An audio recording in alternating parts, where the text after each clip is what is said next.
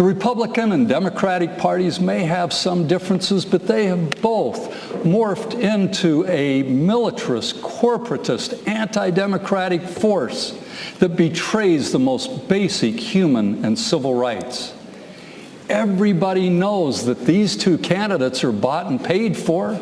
Otherwise, one of them at least would be advocating for a healthcare system where everybody is covered, like in the rest of the industrialized world.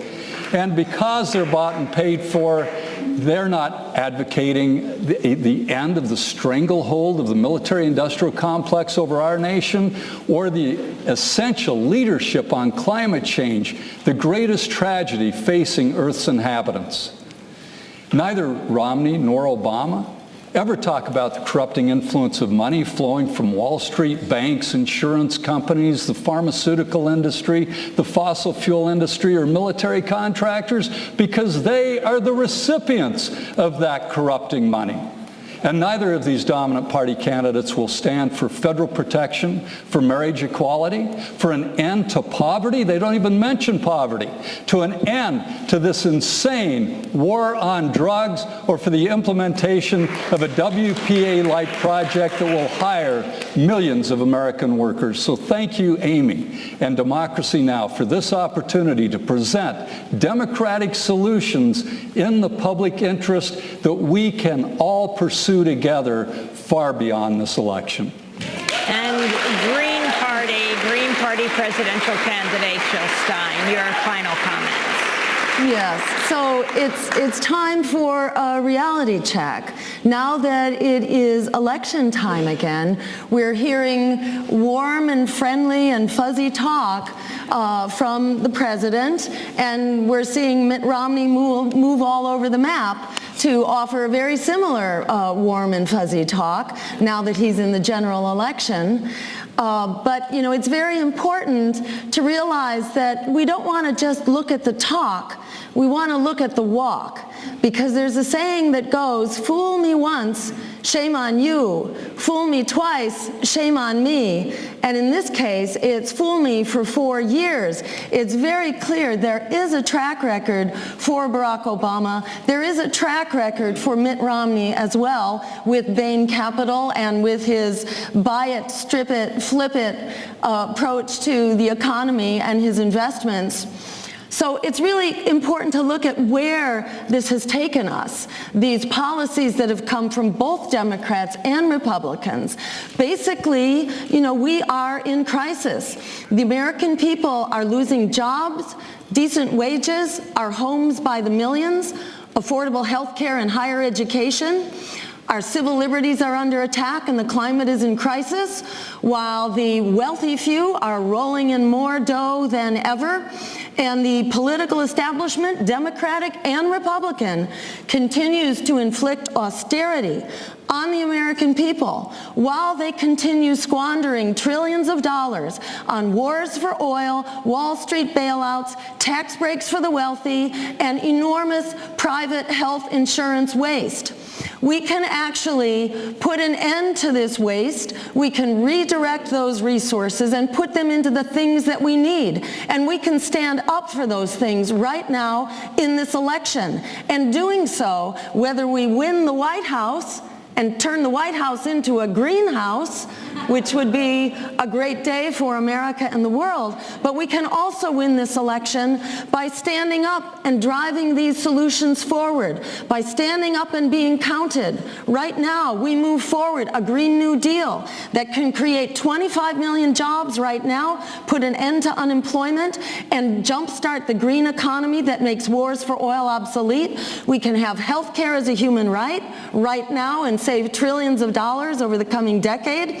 At the same time, we provide health care to everyone as a human right. We can provide public higher education, which is free. It pays for itself, $7 returned for every dollar we, the taxpayers, invested during the GI Bill. It made sense then, it makes sense now. We need free public higher education, and we need to downsize the military and bring home hundreds of billions of dollars, as well as our troops, to build true security here at home. These are the solutions that the American people support by substantial majorities on poll after poll. So it's time for us to recognize what Alice Walker says: the biggest way we give up power is by not recognizing we have it to start with. We have it, like the people in Tahrir Square, like the students in Tunisia who decided they were going to stand up. If the students alone, who are 35 million voters, if they alone decided to come out to the polls and vote for forgiving student debt and the free public higher education they deserve, we could turn the outcome of this election on its head. And whether we win the office or we win the day, by building this movement for peace, justice, and democracy, and the political framework, the political party in the Green Party to keep driving that forward, this is what we can do on Election Day, and we should not shrink with that. Replace the politics of fear with the politics of courage. Our time has come. Thank you for making it so. I want to thank you all for joining us. Dr. Jill Stein, Green Party presidential candidate, Rocky Anderson, Justice Party presidential candidate. And that concludes our coverage, expanding the debate series. We've been broadcasting from San Rafael, California. The presidential major party candidates were broadcasting from Lynn University in Boca Raton, Florida. You can go to highlights of the coverage of our Expanding the Debate debate tonight, tomorrow on democracynow.org. Many thanks for tonight's Expand the Debate coverage are due to the Kambar Center for the Performing Arts here at the Osher Marin Jewish Community Center, including Linda Bolt and Chiara Canales and John Corbell, Tina Johnson, Sean Porter, and to the OMJCC's oldest member here in the front row, 104-year-old Hank Holter. We also owe great thanks to the staff and volunteers at the Community Media Center of Marin, home of Marin TV, including Michael Eisenmenger and Brad Flaherty, Tom McAfee and Damian Brown, Peggy Day, Ginger Sounder Mason, Megan Lawrence and Sam Long, Jake Nicole. Special thanks to John Hamilton, Rob Murphy, Dennis Moynihan, Robbie Karen, Amy Littlefield. Democracy Now! Produced by Mike Burke, Renee Feltz, Aaron Mate, Nermeen Sheikh, Steve Martinez, Sam Alkoff, Hani Massoud, Dina Guzder, Martina Starosta, Nemo Allen, Mike DeFilippo, Miguel Noguera, our engineers. Special thanks to Becca Staley, Julie Crosby, Hugh Grand, Jessica Lee, and John Wallach. Our 100-city silence majority election 2012 tour continues Tuesday in Palo Alto, California, the First Presbyterian Church at 7 p.m.